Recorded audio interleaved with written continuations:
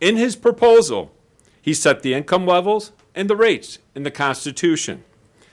He never moved that amendment forward, but the Democrats are now moving forward a blank check amendment that provides no relief, no protection to the middle class, and no transparency on the higher taxes they will make law.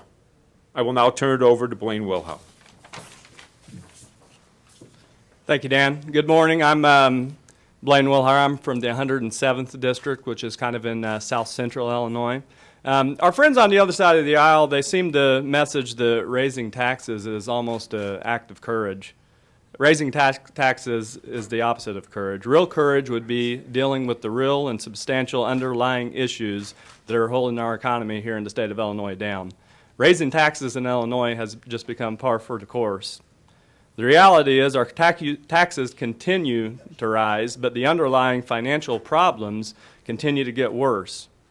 Despite having the highest combined state and local taxes in the nation, Illinois has the third worst funded pension system in America. We have billions of dollars in unpaid bills, and we are among the least prepared state for an economic downturn because we have no rainy day fund in the state of Illinois.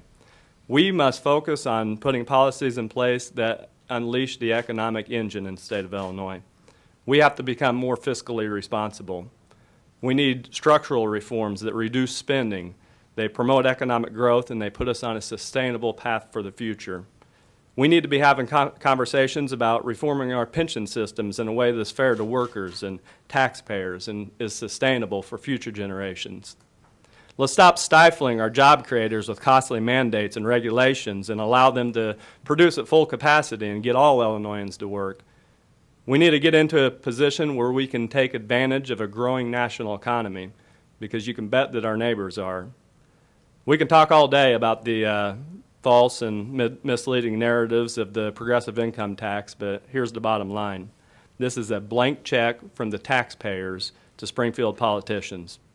Until we get our financial act together, we shouldn't be asking for more taxpayer money. Illinois is shrinking, and it's because of high taxes and better opportunities elsewhere. We can't tax our way to prosperity, and as my friend Representative Batnick would say, we certainly can't shrink our way to prosperity. Illinois politicians need to develop the courage to deal with the real issues. Taxpayers are maxed out. Illinois families can't afford more taxes, and they're demanding accountability from state government. More jobs, more opportunities, and a growing economy, those are the only solutions to our problems here. Raising taxes is literally tripling down on failed policies of the past. Raising taxes and giving a blank check to Springfield politicians is not the answer for hardworking Illinois families. Thank you, and I'll turn it over to Representative Weber. Thank you, everyone, for being here. I'm Tom Weber. I represent the 64th District. My district covers Lake and McHenry County to the Wisconsin border. I would arguably say the highest taxes probably in the state. We stand here together in solidarity against the governor's graduated tax proposal. We cannot give another dollar to the government that has repeatedly proven it will waste new tax dollars, and it gives zero property tax relief to our struggling communities. Instead of working on ways to cut the excess and mandates in state or local government, Democrats and the governor are looking to take more from Illinois families and businesses. What's worse is that they won't even say how much. They won't say the rates, and they won't lock them in. They love to claim that this won't affect 97% of the people. However, we know that isn't true.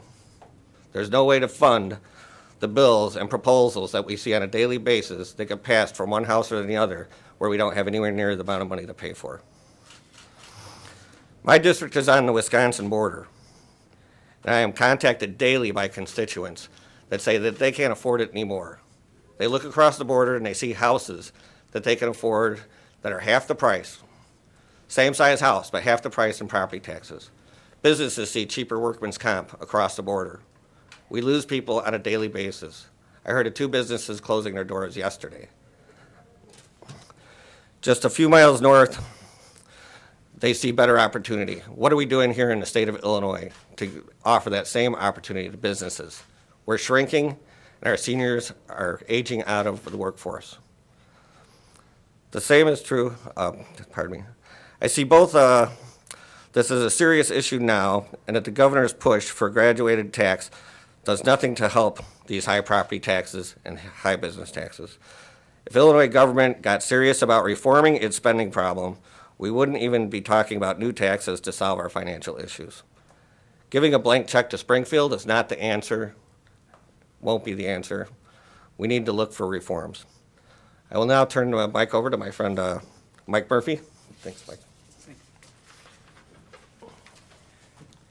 Thank you very much. My name is Mike Murphy. I'm state representative in the 99th district, which is all within Sangamon County. I, like everybody up here, is a freshman legislator.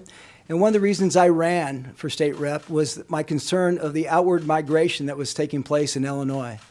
You know, Illinois, as everyone here knows, has either been the leader or number two in loss of taxpayers over the last 5 years. And I see this progressive tax as just a way to make that problem even worse. And I'm going to quote a Democrat governor. Governor Cuomo of New York says, "Tax the rich, tax the rich, tax the rich, God forbid that the rich leave." When they implemented a program similar to this, they had a 2 to 3% shortfall in their forecast because of the outward migration of their top earners. We need to expand the tax base in Illinois by creating a better business climate. Tennessee is scheduled to do away with their income tax in 2021 due to their unbelievable growth. We need to emulate what they're doing in Tennessee. I've heard this called the fair tax because the rich aren't paying enough. Currently, under our current tax plan, less than 1%, I'm going to say 1% because it's like 0.97%, pays 23% of the income tax that we receive now. I think that's pretty fair. I think if we put more expectations on them, we are just going to encourage them to leave. Then let's talk about the progressive tax. Let's talk about how it's working in some other states. Let's talk about Minnesota, a close neighbor of ours. I'm going to give you all their rates.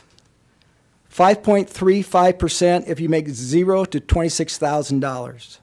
7.05% if you make $26,000 to $87,000. 7.85% if you make 87 to 163, and then 9.85 above that. And let's talk about a state that our colleagues across the aisle like to try to emulate, California. I'm not going to give you all their rates because they have 9 different rates, but I'm going to highlight a couple. If you make $31,000, you pay 6%.